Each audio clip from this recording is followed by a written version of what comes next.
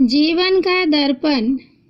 एक दिन जब ऑफिस के सभी कर्मचारी ऑफिस पहुंचे तो उन्हें दरवाजे पर एक पर्ची चिपकी हुई मिली। उस पर लिखा था, कल उस इंसान की मौत हो गई जो कंपनी में आपकी प्रगति में बाधक था। उसे श्रद्धांजलि देने के लिए सेमिनार हॉल में एक सभा आयोजित की गई है। ठीक 11 बजे श्रद्धांजलि सभा में सबका उपस्थित होना अपेक्षित है। अपने एक सहकर्मी की मौत की खबर पढ़कर पहले तो सभी दुखी हुए, लेकिन कुछ देर बाद उन सब में ये जिज्ञासा उत्पन्न होने लगी कि आखिर वो कौन था जो उनकी और कंपनी की प्रगति में बाधक था। 11 बजे सेमिनार हॉल में कर्मचारियों का आना प्रारंभ हो गया। धीरे धीरे वहाँ इतनी भीड़ जमा हो गई कि उसे नियंत्रित करने के लिए सिक्योरिटी गार्ड की व्यवस्था करनी पड़ी। लोगों का आना लगातार जारी था।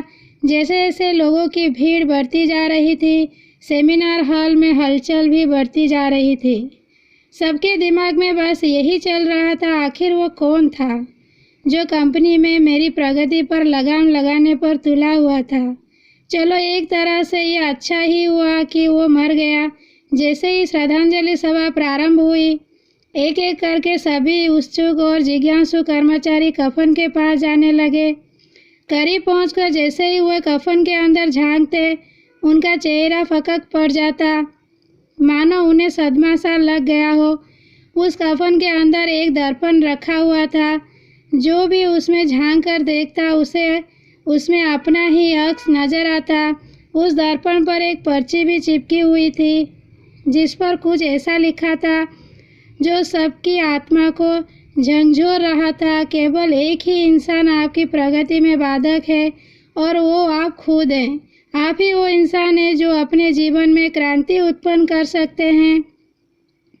आप ही वो इंसान है जो अपनी खुशी, अपनी समझ और अपनी सफलता को प्रभावित कर सकते हैं। आप ही वो इंसान है जो अपनी खुद की मदद कर सकते हैं।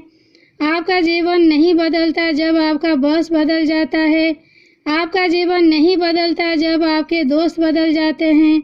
आपका जीवन नहीं बदलता जब आपके पार्टनर या साथी बदल जाते हैं। आपका जीवन तब बदलता है जब आप खुद बदल जाते हैं। जब आप अपने खुद के विश्वास की सीमा को लांघकर उसके पार जाते हैं। जब आप ये समझ जाते हैं कि आप और सिर्फ आप अपने जीवन के लिए जिम्मेदार हैं, तब आपका जीवन बदल जाता है। सबसे महत्वपूर्ण रिश्ता जो आपका किसी के साथ है, वो आपका खुद से है।